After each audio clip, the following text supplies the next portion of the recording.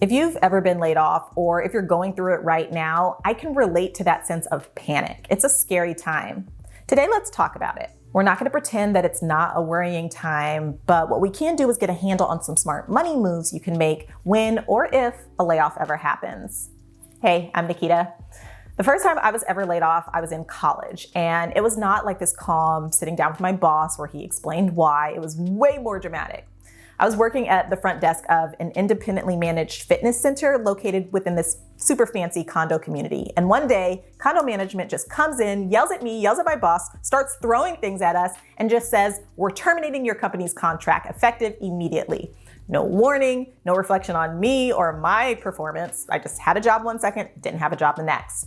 And I had just moved into my gold apartment and gotten a new puppy. I didn't go to college near family, so I was panicking. Realistically, when you're laid off, it can be hard to do much of anything at first. You have to run through the gamut of emotions. For me, at the moment, it was hysterical, ugly crying, and then followed by, I'm going in there and just knocking everything over. Instead of knocking things off of desks, which isn't gonna help, there are actually a few things that you'll need to take care of rather quickly before you leave the office. Let's just take it step by step. For starters, make sure you have a human resources contact. Before you leave for the final time, you'll want to have the information of who you can call if you have questions about rolling over your 401k, getting any owed pay, and other questions that may come up. You also might want to consider requesting a letter of recommendation. This, of course, assumes that you were laid off for a reason outside of your own control, but it can be helpful to have this letter explaining the situation and just having support from your previous employer when you start job hunting. You'll also want to have clarity on any severance package offerings. Severance laws vary from state to state, but the package could include severance pay plus any additional paid time off you were entitled to, along with other temporarily continuing benefits. And one thing a lot of folks don't know is that you may be able to negotiate the severance to get an extension on health insurance, help finding your next job, and more. Okay, hold on a minute, because I know you're just sitting there staring at me like, Nikita, they just fired me. Why would they let me negotiate anything? But consider this. Severance is often provided by employers to minimize damages to employees and avoid possible complications, like a lawsuit, or you going next door to their biggest competitor and dishing all the juicy company tea. So, to avoid that, they may want you to sign a release of claims or a non-compete agreement. These sort of requests could give you a bit of room for reasonable negotiations. One thing to keep in mind, just like with any other form of income, you will have to pay income tax on severance pay.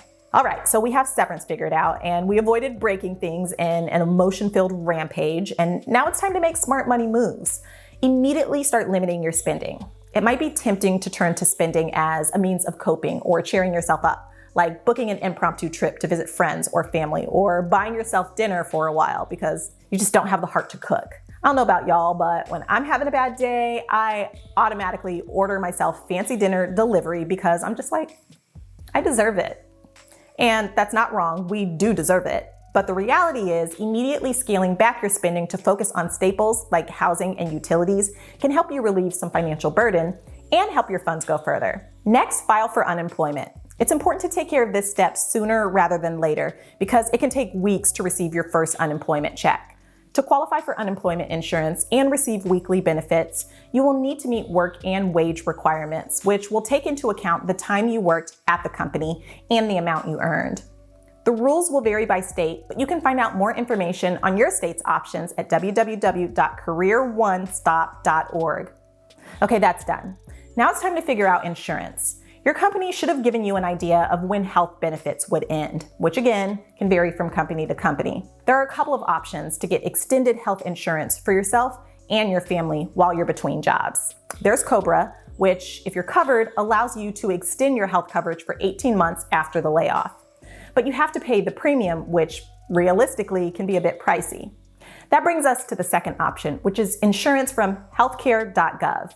You may be able to find cheaper options going this route. Also, if you had life insurance through your job, you'll want to shop around for this as well, particularly if you have children or other family members that you need to take care of. Be sure to do some price comparisons to make sure that you're not only getting the best rate, but also the best coverage for your needs. All right, that was a lot, but we're almost there. The next step is to sort out your employee financial benefits, including your pension, 401k, and any stock options. For your 401k, you'll need to either roll it into an individual retirement account, also known as IRAs, or leave it as is, or cash it out.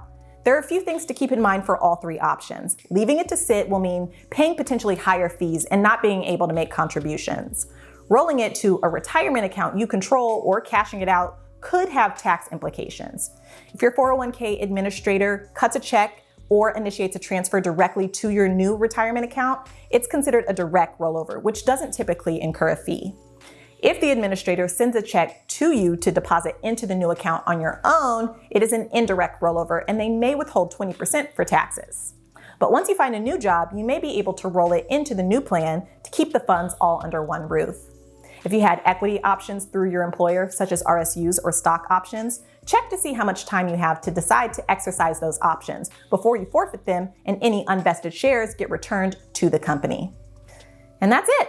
I know when I package it in this nice, neat 8-minute video, it seems really simple. But like I mentioned before, a layoff can be a really challenging time. Take the time that you need to recover. Lean into a startup or a side hustle. Spend time with the people you care about or whatever else makes you happy while still keeping spending at bay. And remember, every season in life is temporary. So once you've taken the time to process everything, start thinking about what you want for your next job and start the hunt.